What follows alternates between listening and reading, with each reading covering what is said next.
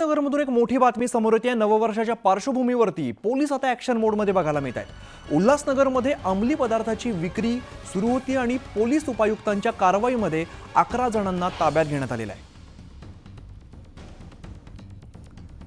तर आपण पाहतो आता पोलीस ॲक्शन मोडमध्ये आलेले आपल्याला दिसत आहेत. नववर्षाच्या सुरुवातीला आता कारवाई होताना दिसते आहे. उल्हासनगरमध्ये अंमली पदार्थांची विक्री होत होती आणि या विक्रीवरती कारवाई करण्यात आलेली आहे. पोलीस उपायुक्तांच्या कारवाईमध्ये सध्या 11 जणांना ताब्यात घेण्यात आलं आहे.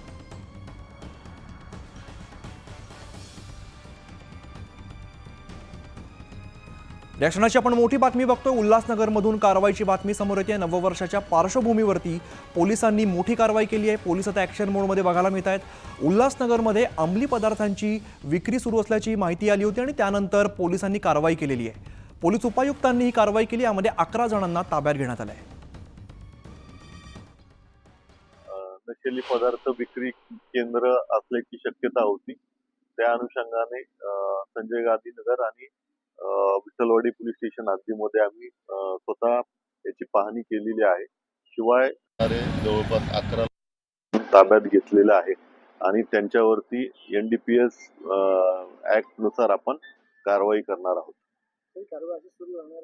ही कारवाई अशीच सुरू राहणार आहे. सर्व तमाम नागरिकांना विनंती करण्यात येते की त्यांच्या निदर्शनास असं कुठलीही गोष्ट येत असेल तर त्वरित डायल 112 किंवा